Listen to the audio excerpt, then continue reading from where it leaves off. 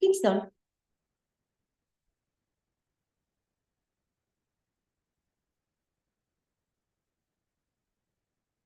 Yeah.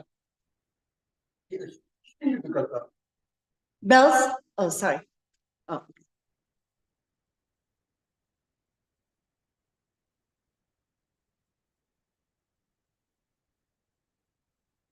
No, please don't. The whole class is about that.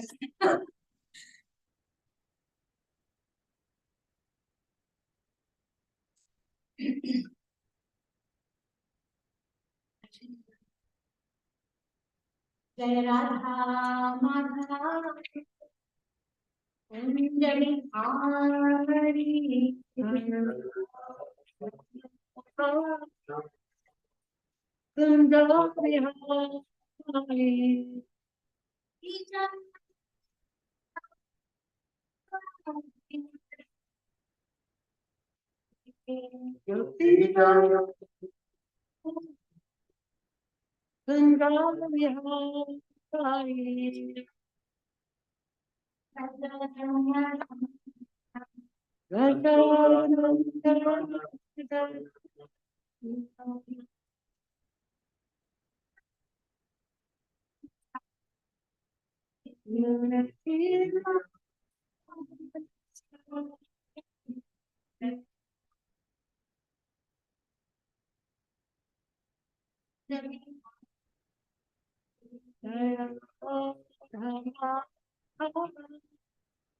Kunda Vihari Kunda Vihari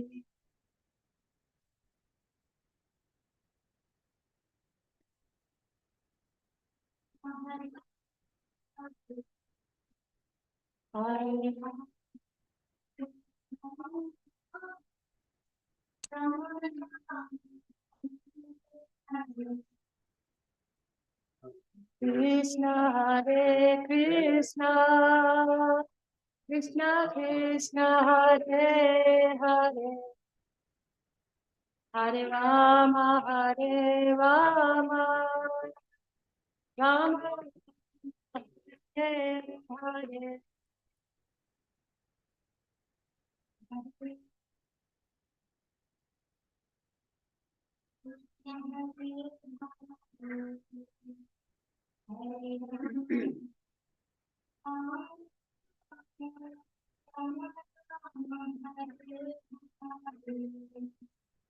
Hare Krishna Krishna Krishna Hare Hare Hare Rama Hare Rama Rama Rama Hare Hare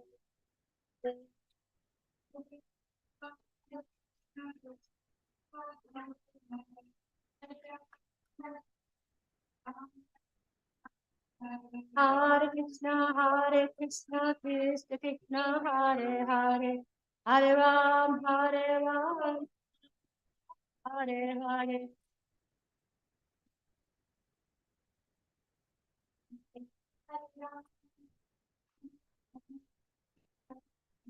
Hare Krishna Krishna Krishna Hare Hare Hare Ram Hare Hare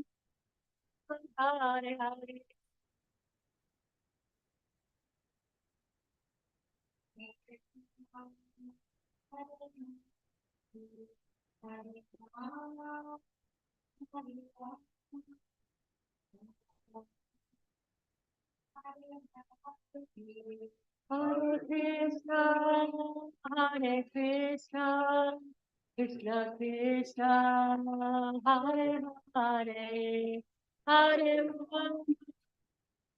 Rama, Rama Rama, Hare Hare.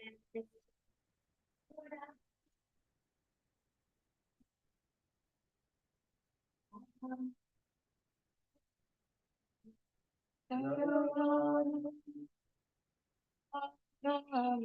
Rama,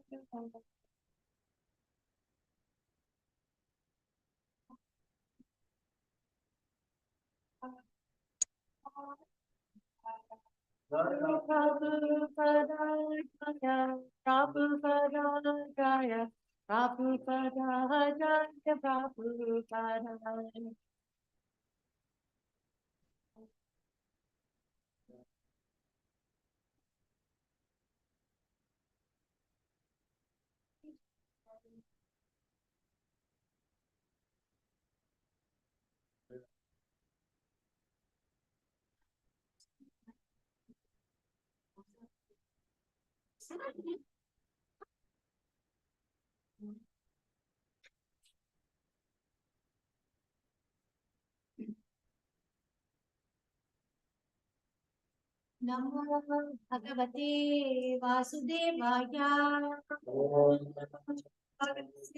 Vasudevaya. Om Namo Bhagavate Vasudevaya. Vasudevaya. Om Namo Vasudevaya. Om Vasudevaya. Om Ajnanasmirasya Jnananjanashraya Chakshurunmilitam Jena Tasmai Shri Gurave Namah. नमः ॐ विष्णुपादाय कृष्णपृष्ठाय भूतले श्रीमते जयप्रताप स्वामिनिति नामिने नमाचार्यपादाय निताय कृपप्रदायिने गौरकथादामोदरामतारिणे नमः ॐ विष्णुपादाय कृष्णपृष्ठाय भूतले श्रीमते भक्तिवेदान्त स्वामिनिति नामिने नमस्ते सरस्वती देवे गौरवाणी प्रचारिणे निर्विशेष शून्यवादी पाश्चात्य देश तारिणे मुखाकरोति वाचालं पंगोरं गायते गिरिं यत्कृपातमहं वन्दे श्रीगुरो दिनतारिणं परमानन्दमाधवं श्रीचैतन्य ईश्वरं जय श्री कृष्ण चैतन्य प्रभु नित्यानंद श्री अद्वैता गदाधर श्रीवासादि गौरभक्तवृंद हरे कृष्णा कृष्णा कृष्णा हरे हरे हरे राम राम राम हरे हरे अंतराज श्रीमद् भागवतम की विचार reading verse 31 from chapter 19 of first.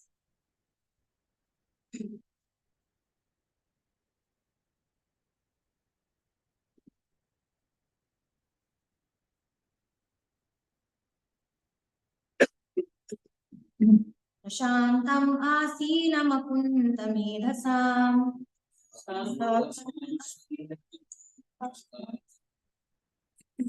मुनीं नृपो भगवतोऽभ्युपेत्या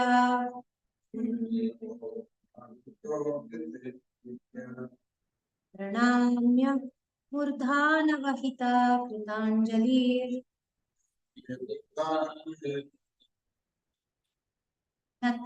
गिरा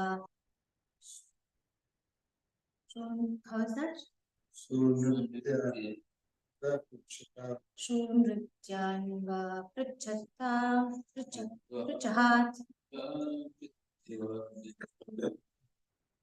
प्रशान्तमासीनमकुन्तमेधसाम् मुनीं नृपो भागवतोऽभ्युपेत्या नम्य मूर्धान्वहिता कृताञ्जलिर्नत्वा गिरा शूनृतायान्वपृच्छहात् प्रशान्तमासीनमकुन्तमेधसाम् मुनीं नृपो भागवतोऽभ्युपेत्या प्रणाम्य मूर्धान्वहिता कृताञ्जलिर्नत्वा गिरा शूनृतायान्वपृच्छहात्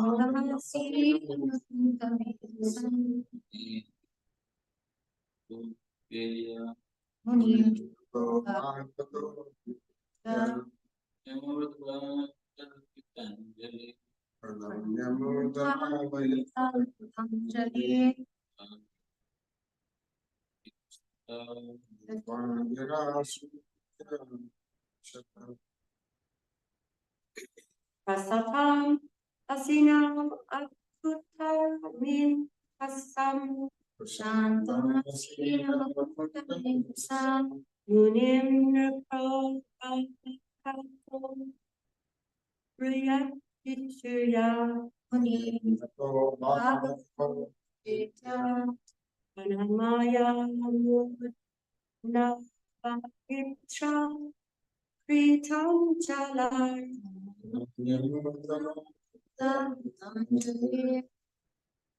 Nava Zira Sanchayam Vakracha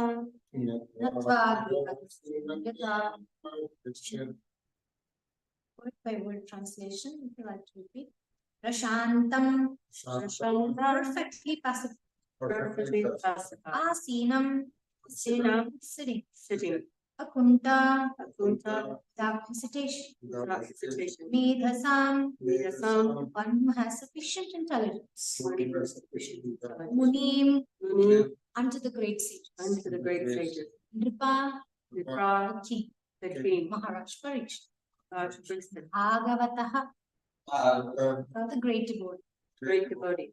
Abhyupetya, approaching him. Pranamya, bowing down. Na, his head. Avahitaha, properly. Kritanjalihi, with folded hands. Natva, politely. Gira, by words. Shunritya, in sweet voices. Anvaprachat, inquire. Translation. The sage Sri Sukadeva Goswami sat perfectly pacified, intelligent, and ready to answer any question without hesitation. The great devotee, Maharaj Parikshit, approached him, offered his respects by bowing before him, and politely inquired with sweet words and folded hands. Purport by His Divine Grace, A.C. Bhaktivedanta Swami Srila Prabhupada Ki. The gesture now adopted by Maharaj Parikshit of questioning a master is befitting in terms of scriptural injunctions. The scriptural injunction is that one should humbly approach a spiritual master to understand the transcendental science. Maharaj Parikshit was now prepared for meeting his death, and within the very short time of 7 days, he was to know the process of entering the kingdom of God. In such important cases, one is required to approach a spiritual master. There is no necessity of approaching a spiritual master unless one is in need of solving the problems of life. One who does not know how to put questions before the spiritual master has no business seeing. And the qualification of the spiritual master is perfectly manifested in the person of Shukadeva Goswami. Both the spiritual master and the disciple, namely Sri Sukadeva Goswami and Maharaj Parikshit, attained perfection through the medium of Srimad Bhagavatam. Shukadeva Goswami learned Srimad Bhagavatam from his father, Vyasadeva, but he had no chance to recite. Before Maharaj Parikshit, he received Srimad Bhagavatam and answered before Maharaj Parikshit, he recited Srimad Bhagavatam and answered the questions of Maharaj Parikshit unhesitatingly. And thus, both the master and the disciple got salvation. We'll read the translation if you like to repeat. The sage Sri Sukadeva Goswami sat perfectly pacified, intelligent, and ready to answer any question. without hesitation. The great devotee Maharaj Parikshit approached him, offered his respects by bowing before him, and politely inquired with sweet words and folded hands.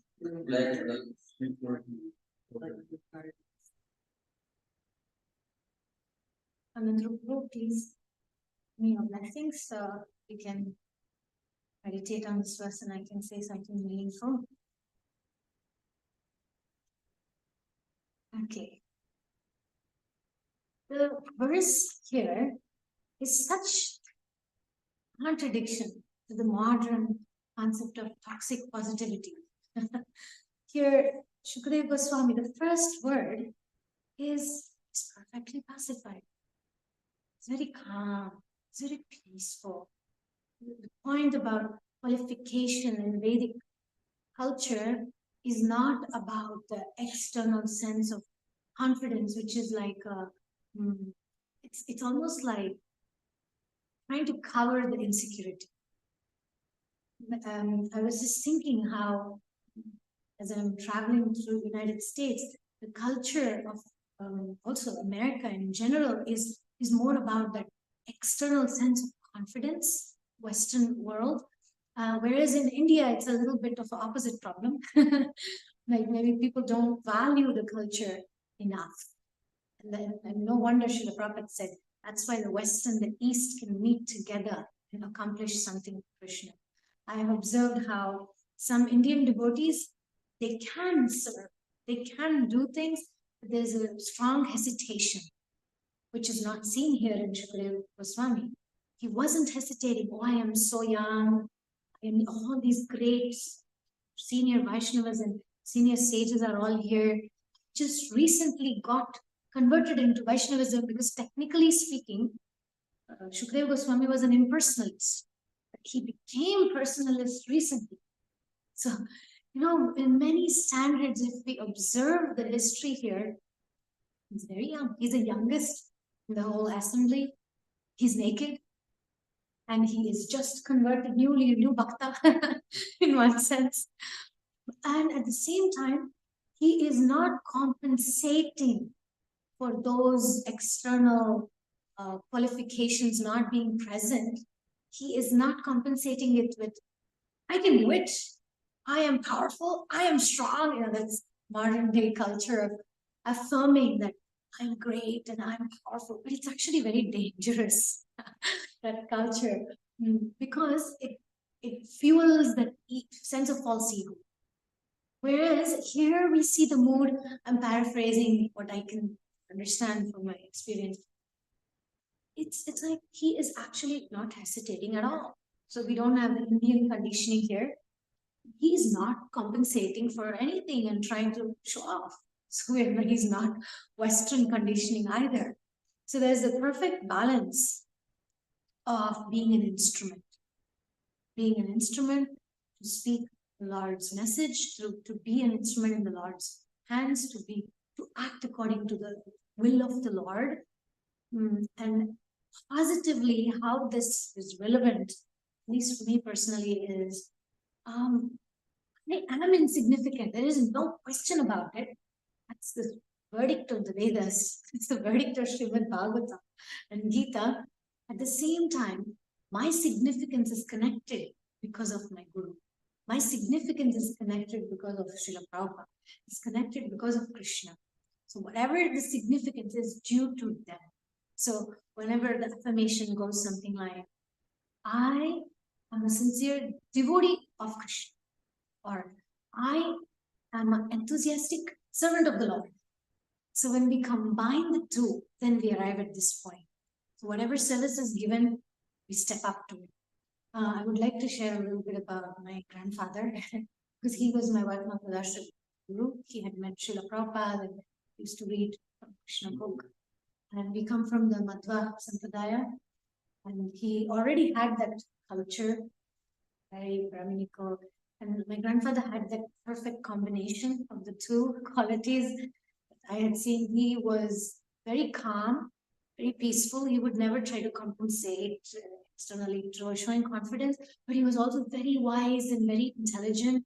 And one thing he taught me, I grew up in a joint family, grandfather, grandmother, uncle, great grandmother, auntie, every father, mother, brother. So we were a huge family.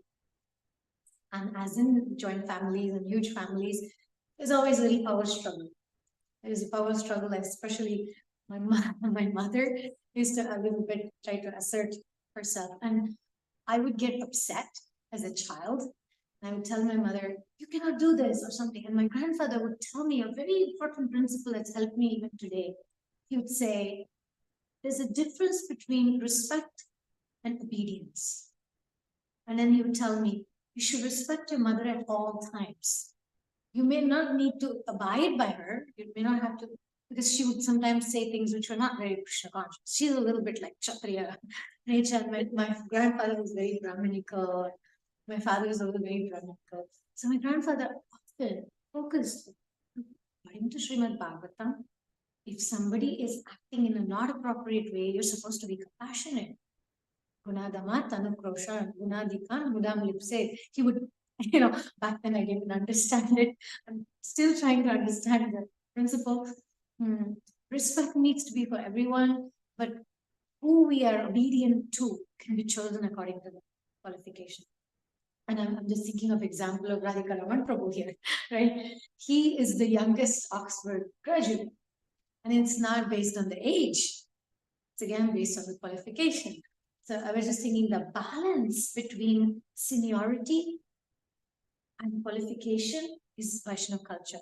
Because Vaishnava culture, Vedic culture is about respect to the elders, is respect to those who are with experience. Without their blessing, we cannot progress. And at the same time, we can see from the example of Bali Maharaj that he did not listen to his spiritual master. He was respectful, but he wasn't obedient because it wasn't aligned to the will of the Lord. And I just wanted to share like a couple of bhajans from Vaishnavacharyas during the time of Lord Chaitanya. Here, Srila Prabhupada is emphasizing one point, which Vaishnavacharyas summarize in these verses. Yesu Kayangala Kaldo Yambatnaku Laksha Jivarashi Anu Dati Banda Sharira Tanalla Tannadalla Ase Kharavalla Munde Bahudalla Sanamu Visheshanamu Bhavapashanihu. So the foundational principle is that so many lifetimes after lifetimes after lifetimes, I've tried to take control of my life and it hasn't worked. And I'm here again. So 84 lakh species of life, it hasn't. My desires, which is separated from Krishna, only entangles me. Asha dosha klesha vemba abdiyolu mulugi. So my desire and my sense of identity to think that this body is mine, my thoughts are mine, it only traps me into a cycle of a rat race, chewing the same chew, running the same circle. And what's the secret? Dasanagu, Visheshanagu. We all want to be special. And the only secret is to become the servant. And when we become the servant, the connection is established and we are able to act according to his will. And the Lord always has the best plans, right? And then the same Acharya is Purandaradasa, he's the incarnation of Narada Muni. And he actually also gives that. There are two Acharyas I'm quoting here. One is our Vaishnava saint Purandaradasa, another is Kanakadasa. Kanakadasa is Vidura's incarnation. He appeared just before the time of Lord Chaitanya Mahaprabhu in Udupi. The deity actually turned around for him. So it was a very, very special pastime of Kanakadasa. He's the one who's singing this song. Dasanagu Visheshanagu. Give up trying to take control of your life. Give it to the Lord. Hand it over to the Lord. And he will protect you. He will empower you. He will take care of you. And then Purandaradasa, he completes the picture with the proper statements who says, there is no necessity of approaching spiritual master unless one is in need of solving the problems of life. He is again Purandaradasa. He actually, it's a very heavy song. For modern people, it's like what? But it's very scientific. He actually says, ಗುರುವಿನ ಗುಲಾಮ ಆಗುವ ತನಕ ದೊರೆಯ ದಂಡ ಮುಕುತಿ ಪರಿ ಶಾಸ್ತ್ರವನೇಕವನೋದಿ ವ್ಯರ್ಥವಾಯಿತು ಭಕುತಿ. He says, unless and until. I mean, the words are heavy, but we need to find a translation that's easy for the mind. He says, unless you become a slave of the spiritual master, there is no way around to get liberated from the cycle of birth and death. No matter how many shastras you have studied, how many, what's that? Kashi Varanasi Kanchi Kalahasti Rameshwara ಯೇಸು ದೇಶ ತಿರುಗಿದರು ಬಾಹೋದೇನು ಅಲ್ಲಿ ಹೋದೇನು. Even if you visit all the pilgrimage spots in the entire world, the entire universe, there is no purification you will attain unless and until you abide by the orders of your spiritual master, until and unless you surrender your life to the spiritual master. Again, in the modern context, anybody, any nationality, it's a very heavy statement. No, he actually says, he doesn't use the word even servant. He says slave. And I thought, why is there this difficulty to accept that statement? Because mind rebels. Mind says, I don't want to be a slave. It's easier for me to accept I'm a precious child of Krishna. Oh, that makes me feel very nurtured, soothing energy. But when the moment the word slave is used, and I started wondering, I started doing research to try to see why the acharyas use such heavy words. Why Bhaktivinoda Thakur in his songs constantly uses words about the mind, and it's quite heavy. Like Bhaktisiddhanta Saraswati Thakur used to say, beat your mind with the slippers, right? Why would I do that? Because our conception of what means servant, what means slave, is conditioned to the material world and the experience of the material world. We see slaves as something like, say, some people taking certain races as their slaves and torturing them and putting them through hell. That's what is the word slave, what is representing for us in our mind. But actually, the spiritual side of it is that a slave doesn't have to make decisions. In the spiritual context, we are just instrument. So the kartal is not thinking, am I going to play good kirtan? Am I going to sound good? The kartal is not thinking those things. It's just an instrument in the hands of the singer. And it just is. It just is. It just be. So the point about the slavery, there's a sattvagun, rajagun, and tamagun of understanding the word slavery. So in a tamagun perspective, understanding slavery would mean what was done in the material world with another human being, which is a complete tamas guna of slavery. Okay, because in Bhagavad Gita, Krishna says anything can be done in the three modes of nature. We can be Krishna conscious in the three modes of nature. We can do kirtan in the three modes of nature. We can worship the deities in the three modes of nature. So similarly, even slavery, the tamas guna is the destruction and the violent aspects. And in rajoguna, slavery is about, I'm the boss, you are the servant. I'm the controller, you're the controlled. That's like rajoguna. But when you're speaking about sattvagun is again about, if the Lord takes responsibility, then there is no consequence for me. So in transcendental level, it goes even one step, not one step. Power to the power of n steps ahead. But Krishna becomes Parthasarathi, he becomes a chariot driver. The person who drives the chariot puts two of his feet on the shoulder of the chariot driver. So Arjuna had his feet on Krishna's shoulders. Which God, who has any inferiority complex or has a narcissistic personality disorder would allow that? Are we completely secure? And as we're studying here, Shukadeva Goswami's mood of completely passive. Krishna, Supreme Personality of Godhead, he doesn't have any insecurity complex to let Arjuna put his feet on him. doesn't have an issue. So this concept of the soul is very important. Like we have Yamuna. I'm just looking at her and I'm thinking, we see her in that baby's body, right? And we just see her as a baby. We need to make her Krishna conscious. But who knows how many lifetimes she's been a devotee, and she knows more than most of us. So here also in this verse, Srila Prabhupada is bringing up the concept of tadvidi pranipatena pariprashnena sevaya padekshanti te jnanam jnaninas tattvidarshi. So the student, the mood of the student is more important than the qualification of the teacher.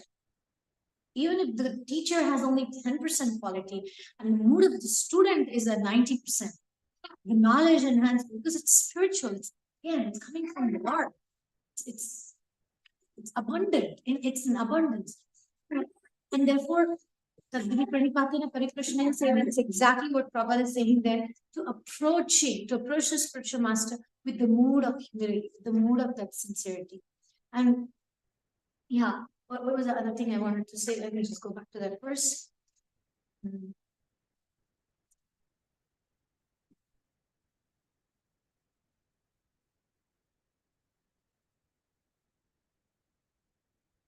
Yeah, here Parikshit Maharaj is prepared to meet his death.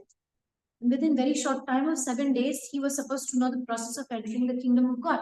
We don't know how many days we have left. He at least knew he had 7 days. No, death is coming, getting closer and closer and closer every day. The only sure thing, even as my profession, I tell people, the only certain prediction, there's only one planet which is certain about the prediction. That's Saturn. And what is the prediction? You're going to die. That's the only perfect prediction. There's no other prediction you can give 100% guarantee. No. And so we don't know how much time we have.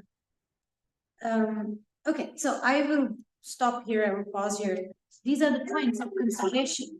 It's not about age. It's not only about, therefore it doesn't matter. No, it matters. So achintya beda, beda tattva. We simultaneously, we are servants of the Lord. Simultaneously, we are representatives of the Lord. So the word slavery, understood in a transcendental way, is Krishna's way of dealing with Arjuna, Krishna's way of dealing with the gopis. He was a slave of love of Srimati Radharani. So if we want to fix our mind as being the servant of the Lord, we follow in the footsteps of Krishna, because we are servants of Radharani. As Gaudiya Vaishnavas, we care more about Radharani. We like Krishna because Srimati Radharani likes Krishna. So in this mood of serving Krishna himself shows that Lord Chaitanya Mahaprabhu comes, he never declared, I'm God, worship me. He just came in the mood of, I'm a servant of God. And so with this, I end here. If you have any comments, additions, questions, corrections. Very nice. Points. One thing that I Prabhupada likes the purpose. Wondering, he said, no one really needs a spiritual master unless you have questions about the life. But that was sort of contradictory because everywhere he says, others say that you need a spiritual master. So Yeah. did you catch that? Yeah, he's being sarcastic. Or this, It's or the fact that we all have a conflict. Exactly. Like who can say I don't have any problem? It's like almost like saying, don't eat it if you're not hungry, but we know that you're gonna eat it. We don't need to. So sometimes the way to emphasize the importance of something, we say the opposite way. It's like kind of reverse psychology. That's what he Prabhupada is using reverse psychology here. He's saying like, look, as long as you're God, you don't need a spiritual master. And you know what? Even God took a spiritual master. So here we go. I mean, that's Prabhupada's personality type. He was always challenging. And here he's challenging. Don't take a spiritual master if you got no problem. So he's like, who can say I got no problems? But today we may not have problem. What about tomorrow? I actually like that Prabhupada could be like. Yeah. I can't argue with that. That statement is so powerful. I can't argue with that. Because spiritual life is inherently vulnerable. I came to Krishna consciousness because how I was living before didn't work for me. So the fact that I come and say I have to take a spiritual master, I believe in Krishna, it's inherently a vulnerable position to take. Right? If I knew everything and my life worked, why would I come to Krishna consciousness? And then Prabhupada is basically saying, if you're not vulnerable, then don't ask, you've got no problems there.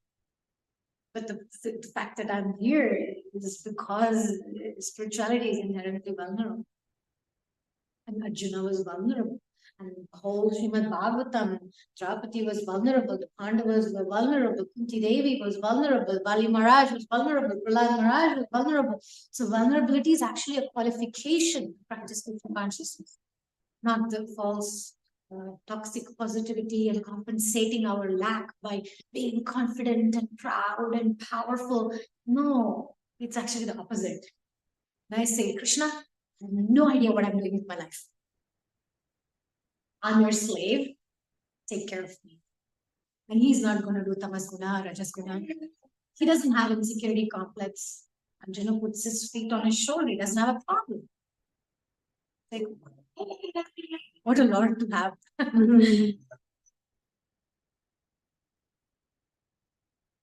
Do life coaches, but when you convince the Western, yeah, any course the Western, how would we take it seriously? I'll work with the annual reviews, what the Indians get from the bosses, they're not assertive, they're not challenging. And so that is a constant struggle. And you brought it out too, that struggle also for how do you, I'm thinking this, how do you convince someone to spend all their life in challenge, broader than that they need. I mean, it's a very good question. How do I convince? I don't convince. That's the simple answer. Because for me, I look at somebody's life as 10 years, 20 years of their life, doing the same thing over and over again, expecting different results. And of course, the Devatas and Krishna and planets can see their previous life and the previous life and the previous life too. I can even see what they're doing now, right? So Krishna, Giriraj Maharaj says that once. He said, Krishna doesn't look at one lifetime. He actually looks at our life as lifespans. And then he's working on us or like through lifetimes. So there is some progress that's happening every lifetime. And talking about Prabhupada's point here, don't approach spiritual master if you don't want to problems of life. Bhakti Tirtha Maharaj used to say, even to his disciples, he would say, don't come and ask me, Maharaj, give me some instruction. Don't ask me, because if I give you and you don't follow, double offense. Yeah. Don't ask me, he would say that. So the point is, we don't, what do you say, share Krishna consciousness unless people are ready. And we have that faith that Krishna is preparing them. Maybe not in this life, maybe next life, maybe not this year, maybe next year. So the sense of like, my experience as a coach, astrologer, philosopher, or whatever teacher is that what I need to do is get out of the way, because Krishna has a plan for that soul. The more I get in the way, they may actually get delayed getting Krishna. So most of my readings or my sessions, and it's mostly about getting out of the way so they realize what it is that they want, and if they're ready, when they're ready, and what approach they want to do. It's the most powerful. Because the more we try to get people to do something, it doesn't last long. It's not sustainable. But when people are inspired, nothing can stop them. And something else I was thinking of, some Bhagavatam example. I mean, Narad Muni had that style also. The Mrigadi, the hunter. He didn't try to tell him, hey, you got to follow the principle, you're being simple. He just said, look, chant Mara, Mara, Mara. And the fellow just took it up. He was just chanting Mara, Mara, Mara, Mara, Mara, Mara, Mara, Mara, Mara, and then he got everything he needed. So, yeah, I guess that's been my answer. That Lord Chaitanya Mahaprabhu's movement and the message is so broad, so huge. We have no copyright over it. We cannot claim as ISKCON, we cannot say that Mahaprabhu's teachings, Mahaprabhu's mission is only up to us. It's spreading. There are so many organizations that are chanting Hare Krishna Maha Mantra, which has nothing to do with ISKCON. They're already doing it. So Mahaprabhu's mercy is going to touch everybody. People are becoming vegans. People are becoming yoga people. They're becoming even more sattvic than most Hare Krishna people. So that's not because of anything else. It's because of the glory and the power of Mahaprabhu's love that the world is going more and more towards. Those are the words that message of Mahaprabhu. As ISKCON, we need to get out of the way. Because the more we become, maybe, especially mentioned Westerners, with Westerners, what I've seen is their strength is the planet sun. You know, they're very confident. They're sure about what they think. They have a clear vision about what they want for life, which is a very good quality. And the strength of Indians is Saturn. Very hardworking. They have a tendency to follow authority. You know, so both these are very important. I'm giving like astrological perspective here. Without sun, we cannot lead, because sun is the king of the kingdom of our life. Without Saturn, what's the point of a great king who has no army? Saturn is the army. So the army is the power of the king. And so the Western mentality, Western people is not about telling them what to think, because they're not trained like that. They're trained how to think. The education system in America is about how to think, it's not what to think. But Indian education system is more about what to think. They teach us how to, what to think. They don't teach us how to think. So we are a little bit, Indian culture has conditioned, Western culture has conditioned, but we have to come somewhere in the middle, learn how to think according to the teachings of the Acharyas. Freedom within the structure of safety and identity as a servant of the Lord. And then there is so much exponential growth, and we can truly say that we are spreading the mission of Lord Chaitanya Mahaprabhu. And because Mahaprabhu's mercy is going to spread everywhere, but whether I want to be part of it or not is up to me. And most of the time I found that I just have to get out of the way. Okay, so that's kind of. But I'm coming, so you're saying, have you come to? No. Prabhupada said that we have to try to inject into the dull brains of the materialistic civilization, right? But he also said we have to do it innovatively. Use the word innovative. So, it's not about give up all your intelligence and be dull boys. If there are people come and ask, what do I do? And you don't tell them. Yeah. No, I'm not saying that. Okay, so there's a difference between convincing, doing, and being. So being there for people is in the mode of Sattva-Guna. So basically Bhagavatam, the definitions, Krishna, he speaks about there is the Dravya Shakti, kind of Tamas Guna, there's the Kriya Shakti, Rajas Guna, there is the Jnana Shakti. So basically the translation is Dravya Shakti means the power of tangible things. Like temple, we have a temple. That's like Dravya Shakti, power of manifesting of a structure. And then doing, we are doing kirtan, we're doing book distribution, we are doing food for life, we are talking. This is all Kriya. Kriya means action, action-based. And then there is Jnana Shakti. Jnana Shakti is not about telling what to do or what to have. It's about inspiring them to do what it is that they are ready to do next in such a way that it's sustainable. So actually, my grandfather used to say that we need to be smarter than the person, Guna Damat, Anukroshan. So if I recognize somebody as they don't have knowledge, I gotta be really superior, how do you say, broader and open. Otherwise, I cannot lift them up. So it's a culture of empowerment. Like Prabhupada, he was with me taking people. I was even reading that Chasing the Rhinos. My God, I was shocked. There was a time even after initiation, Chums in the group, they were still on drugs. And then when they heard that Prabhupada is coming, right? And then they talked amongst themselves and say, look, Prabhupada is coming, you gotta stop this, you know. So I'm just saying that even later, they had issues, and Prabhupada had all kinds of people coming. But for Krishna and Prabhupada, they're whatever it is that they're doing, sinful activity, it's nothing. Bettadanna papavannu hottiruvenan ಸುಟ್ಟು ಬಿಡು ಪುರಂದರ ವಿಠಲಯ್ಯ ನೀನು. For Krishna to destroy the thinking of people is nothing, but he gives us free will. Like a father gives free will to the child, he doesn't force us. Never. Even the acharyas, no, don't force us. Actually, this statement of Prabhupada is not only clever and sarcastic, that also shows that Prabhupada is not forcing anybody. He's saying, look, you don't need a spiritual master if you don't want to solve the problems of your life. And so he gives so much freedom to say, it's your life. It's your decision.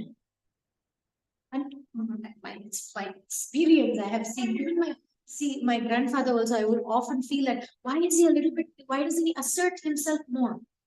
Because my mother used to take over. And I used to feel my grandfather is so wise. And he would say, who says that the one who's loud is the powerful one? But he would often act like, no. And in fact, now looking back, I can see that. He was the glue of the family. He kept everyone grounded. He was so humble. He was so accepting. He would say, don't argue with your mother. Don't be disrespectful to her. Because there are other people who have different ideas. You have to love to, how do you say? You have to have your voice loud, and you have to be opinionated. We can't fight fire with fire. So the American Western culture, I know everything, it's my life, I have the freedom, cannot be fought with. No, you don't have freedom, you can't fight it with fire with fire. Yes. But this reminded me of earlier, the same question we had. And in line with what you're saying, like this, I was thinking this term rugged. So I'm sorry to say. Rugged individuality. Right. And I grew up in California, where it almost seems like that, where just you're going to do your own thing, and if you don't want something, you want something done right, it's yourself. And then you spoke of vulnerability, and then so not only was I conditioned this rugged individuality as a man, you're not supposed to be vulnerable. So my thoughts that it wasn't until you have the example of your devotee or other than shots see we actually witness them being vulnerable and actually humble and joyful, and then they give you that experience through their situation that anyone can. And just like the story with Barry Hunter, it wasn't until Regarding was told by Narguni that he's actually and that Narguni actually perfect.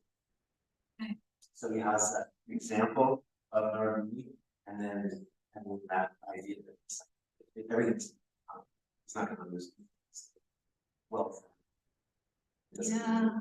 And Prabhupada was that example. Like, he took care, he took responsibility for all these hippies doing nonsense. He would cook himself the Sunday feast. He would clean the pots himself. He would clean after them. That's vulnerability. And then that's inspiring that we have all the gurus we have that joined because of the vulnerability of Srila Prabhupada. It was not. That's a good question. It's different. Humility is possible only if there is true, authentic vulnerability. So vulnerability is, like I said, see, humility can be faked. I can act very humble, I can bow my head down and say nothing and keep quiet. But vulnerability means opening my mouth and putting myself in a position of being exposed or showing myself who I am. Humility may be hiding behind who I am sometimes. So yeah, actually during ILS, oh, very much. Very much. I mean, him make the Sunday feast for everybody No, but that's not wrong. and cleaning up after that. That is showing the example that vulnerability means that you're. Prabhupada's body was vulnerable. His position to be in America was vulnerable. His language of speaking English was vulnerable. That is not cooking and. Yeah, I mean to say, somebody needs to be in that, like, okay, here I am. It's accepting as. Yeah, I am, this is who I am. And he didn't think, I'm going to go clean and worse, who will follow me? I understand that, I don't know how to actually. See, what I'm saying. For example, Arjun. And she used the word. Yeah, that was just- okay, so Arjuna, in the beginning of Huh? Arjuna. Yeah. The first chapter of Gita. Yeah. He was not humble, No, it was not. he was vulnerable, No, he was challenging. he was very vulnerable. Gandiva was slipping from his hands. He didn't want to fight. He had attachments to his gurus and teachers, and he didn't know what to do. And Prabhupada was vulnerable when he arrived in Boston. He didn't have a place to go. He had no money. He had no followers.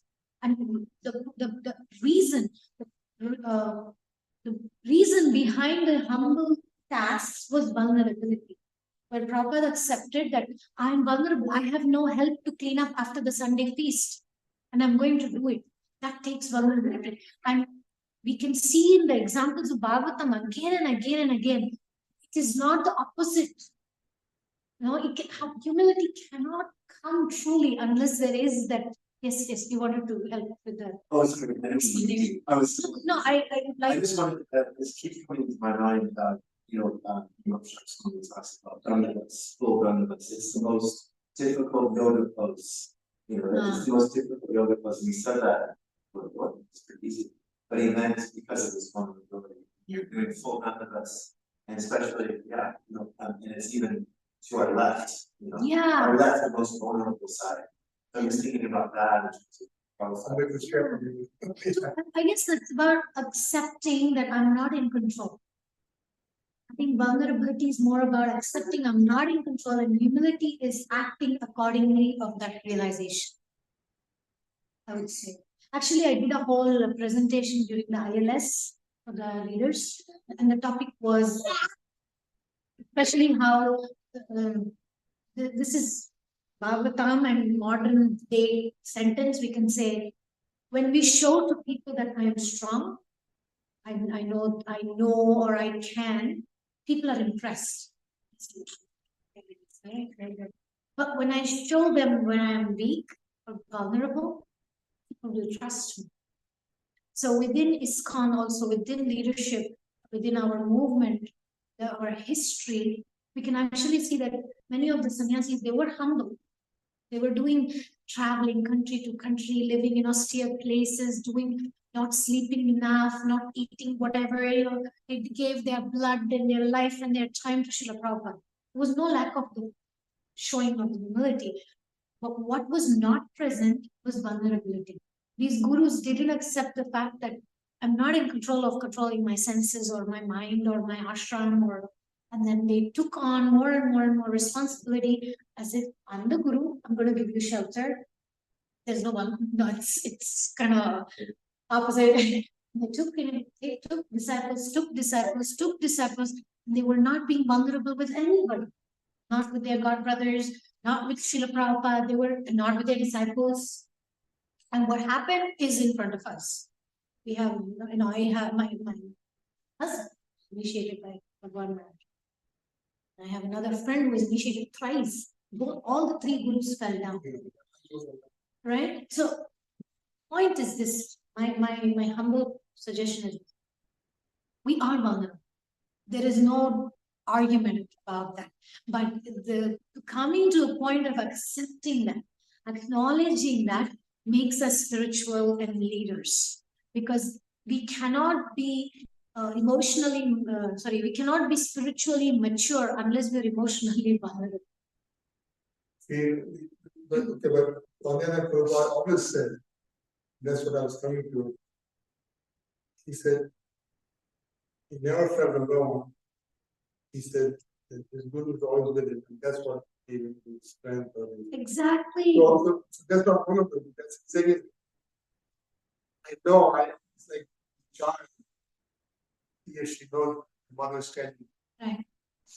So the child may be vulnerable. God can come by him. But he knows my mother is Exactly. protect. You're proving the point. You're proving the point that the child is vulnerable. You're proving the point that Prabhupada was vulnerable. No, but he never said it. He says, no, I always had the power of instruction. The fact that he's accepting the power of the spiritual master and Krishna means he's accepting that he's vulnerable. Otherwise, he would say, I don't need that. I'm strong. The fact that he's saying my strength, this is what I understand and I'm trying to follow. He's saying, I am insignificant, Yeah. I am vulnerable, but I have the strength of my spiritual master. So it's not mutually exclusive. It's not that actually vulnerability is power.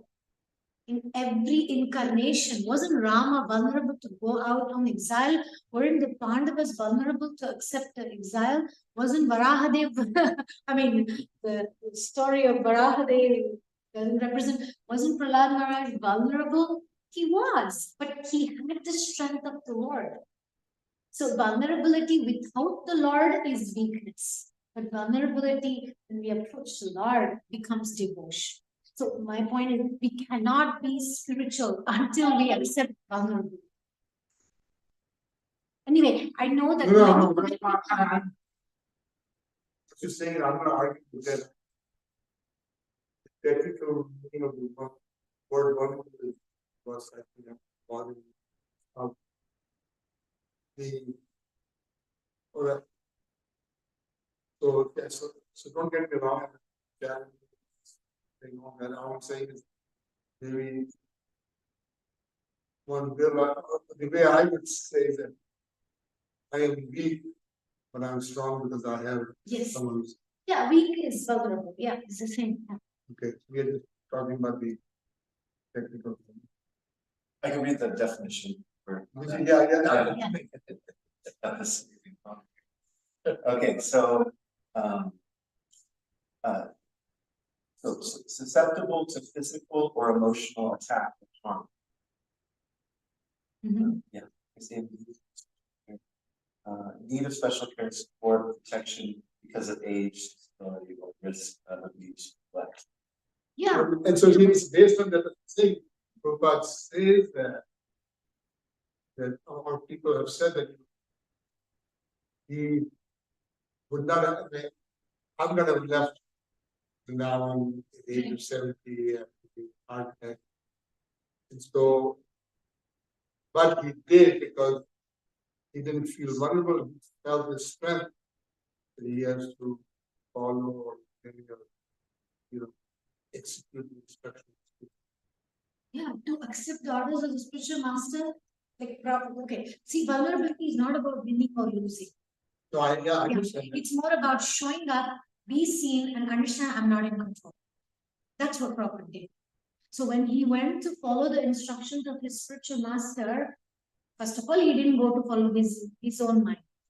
Because in modern day context, people don't like to be vulnerable. They say, I'm strong because they have agendas. Prabhupada did not have any personal agenda. Yeah, and I was thinking about also the word comfortable, and how that if we just stay comfortable, we're not going to advance. So, your point, we have to be vulnerable to get out of that comfort zone. Yeah. That's the only way we can advance. And Geeta, for different people, different things can mean vulnerability. Right? Like you said, for a baby, she cannot still walk, she cannot just jump up and down, she cannot eat on her own. So that's her level, the limitation of vulnerability. Maybe for me, one thing is austere, for you it's not austere. Maybe for me to control my mind and my tongue is very difficult. Maybe for you it's very easy. Right? So my vulnerability is there. Maybe for you it's something else. I'm just saying, like, I don't know No, why. you know, I get it, It's not the same. Like humility, you can almost say like we should do what the spiritual master wants, but vulnerability is defined by the nature of the individual and the personalities. and you got humility is sort of misused and often. Yeah. You know, you I am a straw, but my significance is connected to the Khilanda Koti Brahmanda Nayaka. He's the Lord of the entire universe. So I am an instrument. So how can this kartal feel? Oh, how am I going to perform? Right? It is vulnerable. I am vulnerable. And let me just find that. again, it's, yeah, Draupadi again, was vulnerable, right? She was vulnerable. Draupadi. yeah, Roti was on. No, in the sense that, Devaki was vulnerable. so, yeah, I'm struggling with the word. technique of the word. Gajendra was vulnerable. Jamil was vulnerable. Brahma was vulnerable. He came out of the Jamil who? Jamil was, At the time of death, he was totally. yeah, the time of death. Gajendra was vulnerable. Totally vulnerable. Yeah, so we all become fearful, deep at the time, yeah, at the time of death. But Every before minute, that, every minute is time of death. I was thinking too that even materialists, I think, maybe even before, was devoting that there's power in vulnerability. Yeah. I well, mean, so, Bhagavatam is full. Prabhu, Bhagavatam is filled with stories of people who committed mistakes and were vulnerable. Otherwise, it would be no Srimad Bhagavatam. the thing, the other way of saying is dependence, dependence. That provides, The right word. Yeah. provides said that very powerful statement takes priority, said that independent, full independent, depend on something. Yeah. Yeah. Actually, you helped me understand one point also. When Prabhupada was in the Jaladuta and he wrote this, I'm a puppet in your hands. If you brought me here to dance, then make me dance, make me dance. That's the song of vulnerability for our Sampradaya and for ISKCON. And where he says, I'm a puppet in your hands, I'm a slave in your hands. That's the greatest power. Because Prabhupada was not really thinking, I'll do this and I'll do that and I'll trick the Westerners to think I will convince them. He wasn't thinking like that. He was just saying, I'm a puppet, my dear Krishna. Use me, make me dance as you want. So that's vulnerability. I mean, what can be more vulnerable than telling Krishna or telling anybody, I'm your puppet? So how can we So I think there is this program they do for people who are alcoholics. And there's 12 steps. So the first step is accepting that you're powerless over your addiction. That's the first step. Then is the fact that Krishna has control. He has power. I don't have power. Then the third is to hand over our life and will in the care of God. But to do that third step. Number 3 is what I'm saying. That's the best condition. Yeah, but you can't get to 3 unless you get to 1. The only way out of the problem is through the problem. Like, if I have problem accepting that I'm an addict, there's no cure for me. No matter how many gods I have behind me. Yes. I was just thinking too about semantics and how there's a lot of words that are used. I remember hearing a lot of we have to get beyond this designation of friend or enemy. And then that was really difficult.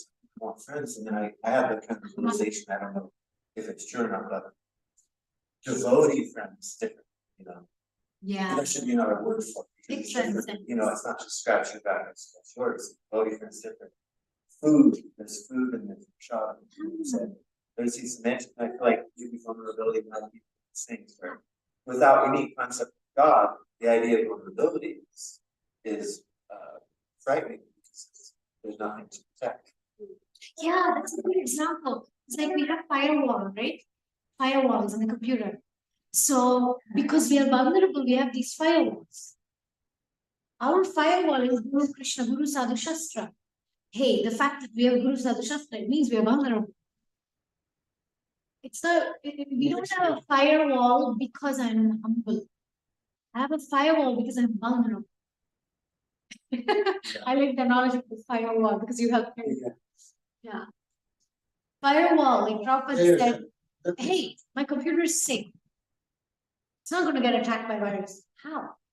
Well, without the antivirus program, it was. I am insignificant. Now I have Guru Krishna with me. So I'm not depending on my will, my strength. So in that context, my deep realization is be there for people. Listen to them. Listen to where they are. Then express to them, you know what, Bhaktivinoda Thakur, if you read his life story, he had trouble becoming vegetarian. I mean, he's the Manjari from the spiritual world. When he was having difficulty giving up meat, how does it even work? Because he wanted to show through his life an example that it's okay to be vulnerable. In fact, that will help you come to Krishna. I was also thinking too, this may be not this point, but we have to use intelligence. So I've seen most of everybody's just like driving really fast. Yeah. Or doing these, so there can be spiritual bypass. Yeah, like when it says, are you sure you want to download this software? It will break the firewall. And after I press yes, I can't expect Krishna to protect me, right? Having the virus program to protect me. So the point is it Krishna or is it me? Am I the one? Why I want to convince somebody? What's the intention behind? If I truly care about their connection to Krishna, then I am open for Krishna to work. But if I want something, I want them to come to whatever it is, right? Come to my classes online, or I do university preaching here, Kolkata. So usually I try to just be. Being is Jnana Shakti. And I tell them, look, in my experience, I had trouble with this, I had trouble with that. Then they develop trust. And then they say, oh, she's not coming from a lot of Christian with that. Preaching from a pedestal, I'm great. You're all rotting and falling down here, and I'm here to save you. And in 2023, that doesn't work. It didn't work even when Prabhupada was there. He was heavy. Prabhupada was heavy because that was a time, and that was the way Krishna used him. We cannot imitate Prabhupada, and everybody has different lessons, and Krishna has his own way how he will help us. Like, for example, there is this astrology also. If you have one planet strong, like I said, if your king is strong and your army is weak, don't keep focusing on the king. Try to build your army. And if your army is good, try to build the kingdom. So we all have some strengths. And what is our health? What's my healthy direction? How I can let the Lord flow through, not be an obstacle, not get in the way. And Krishna can do it. Can do anything. Thank you. I don't know how. Sorry. Every question from. No. You kind of touched on it. I was thinking a lot about cultivating too. I don't have much experience with that, but a little bit. I think vulnerability is key, and just making. I remember. And shit, right? Yeah, I remember just thinking like, I've got to like be an example and be like strong, and then there's not really connection. What you're saying. It's not sustainable. Yeah. Because once they figure out, oh my God, they have that weakness, then the faith collapses. But if you build with the fact that, and then they'll start appreciating you more and more and more and more. It's amazing, it's like magic. Of course, Prabhupada was in he was Shaktivesh Avatar, he came as that. Mahaprabhu was so vulnerable. You would start crying, rolling on the ground, and I'm just saying, But don't you think the crying down spiritual ecstasy. He didn't think what people will think about me. Yeah, but that is not one. It is. I mean, I'm Supreme Personality of Godhead, and I'm gonna look like that. I'm gonna be crying. No, see, again, yeah, He didn't want to go and see Jagannath. He's Stamba. yeah, that's humility or vulnerability. And he let the lady climb up. That's vulnerability. Why there was humility? Huh? Why the humility was there? It's, you know, it's like, what you want to do with me? So why he didn't go to Jagannath? No, they're saying that around the blanket, the woman's, widow's hand on his shoulder, that was his humility and trying to help. He said, whatever it takes to help someone to see Krishna or go to Krishna, that's what he was doing. Right. But that was not vulnerable. I'm just arguing with the what you're saying is totally correct. That word is, I guess, completely my English is different than, that's what They saying. have to find a Sanskrit word. No, yeah, that's like physically the vulnerable. Susceptible to So I mean, Prabhupada is never said that he knew Krishna was there. So he never worried about the attack from anyone. Yeah, I don't think it's a question of lack of faith in Prabhupada. I think it's more of like there's a relationship, you know, and to have he had a relationship with Krishna. Yeah, And so that knowing that, as I'm saying, he never felt. When people ask him, he said, I never felt like this because I knew Krishna was with me. And if you didn't know that, then yeah, he said, I'm blind, sure. Somebody's going to jump from the back, and kill me. So I mean, there's only one time he does write that I know, like go left, right, forward, or backwards. He landed in Boston and New York, and which turn to make. And that was because, but he never see. That's what I'm saying. You would be vulnerable, but he would be vulnerable if he says, "I have no one." Now then you're vulnerable. But he said, "No, I always have Krishna to do." Prabhupada was frustrated many times. Stepwriter was stolen, people would behave badly, people would argue with him. He was quite frustrated. You know, imagine But Prabhupada, who gets frustrated if they're not vulnerable? I think the definition of love, you know, as free, you have to, I think free will comes into this. Because the story is, right, the relationship, you know, if Prabhupada was just like, you know, if we enter situations like, you know, it's already done, you know, and everything's gonna work out perfect. I mean, we can have that faith, but I mean, Prabhupada didn't know exactly what, you know. And so, he got that. yeah, Story. While building the temple, if you read Giriraj Maharaj, so much vulnerability there. okay. Anyway, no, again, don't get me wrong. Prabhu, Good this thing very about the word, the technical meaning of vulnerability, like what dictionary is saying, based on that, Prabhupada, his disciples sometimes felt that way, but they also had the comfort that no Guru was watching. Like vulnerability. if I think I need actually it means I'm vulnerable. Oh, okay, yeah. Have faith. Means that my computer is vulnerable. So for that example, I agree. But the thing about the Prabhupada being vulnerable, that's hard. It's pretty esoteric. Yeah. We were talking.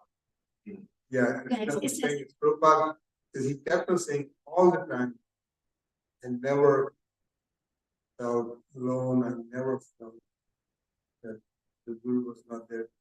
So that means he never felt vulnerable in the sense that we're talking about. Vulnerable, but he felt materially vulnerable without resources, without followers, without the support and help and understanding. He did say that also. He wanted to go back to India. Anyway. Right. Yes. Very good. Yes. Very much. Very nice. Maybe tomorrow, day after Radhika Raman Prabhu and Kalakanta Prabhu comes, we could all have like a Bhakti Vriksha topic discussion on vulnerability. It's like, Radhika Raman, famous sentence is that English does not land strong. Exactly. It needs to know what you are, what your capabilities. And now that I have no capability. To show up. And it's okay if I make a mistake, but Yeah, so- actually giving class is very vulnerable. Giving a class. By the way, Kalakanta Prabhu was also present during this ILS seminars. And he was there because actually this was another idea, another example. Lot of Indian devotees, we had more problem with this word vulnerable during this seminar. Questioners were like, yeah, we're not, and yeah, we gotta be. It was easier somehow. But the Indian devotees, Indian leaders, they kept, and then one of the classes, Kalakanta Prabhu addressed one of the person. In another class, though, one Indian Prabhu, some leader from some North Indian temple president, he stood up and he just lost it. He said, Mataji, why do you keep saying vulnerability? Why don't you say humility? And then there was Krishna Dharma Prabhu, the three American and European devotees, and they tried to explain to that Prabhu, the discussion went to like very. Okay, you're right. So when somebody goes out and people, he's very vulnerable. But what makes him go, yeah, I'm vulnerable with Krishna or this. Okay, so we agree on that.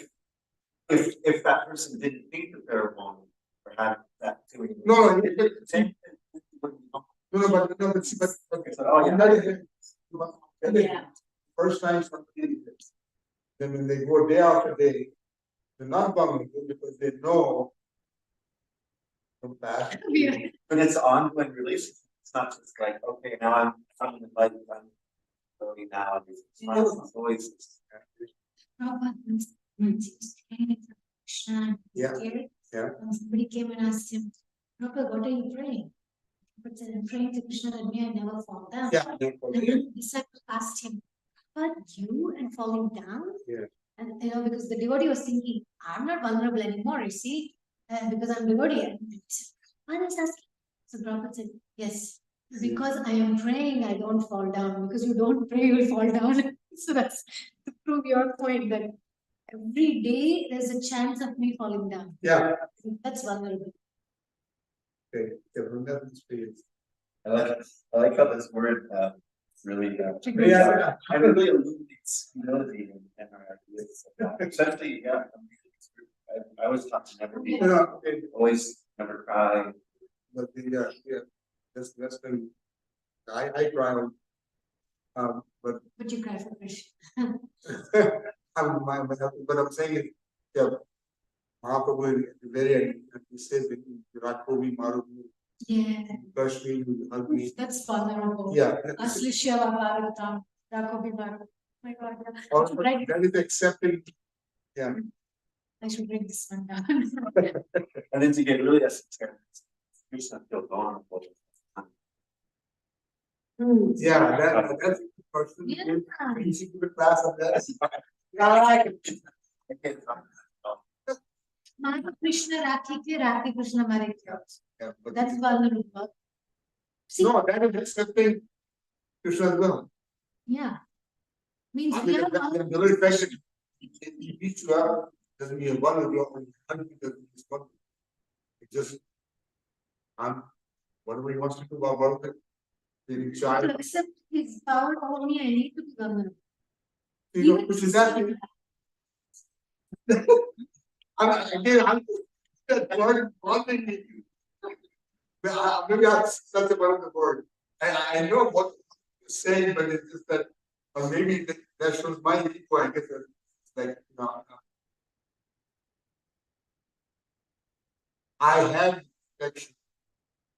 That's what makes Why do me. you need protection? Huh? Why do you need protection if you're not No, vulnerable? because no, Maya is all now. At this time. You're vulnerable to Maya? Huh? Are we vulnerable to Maya? Yes, we are. So that's all. We agree.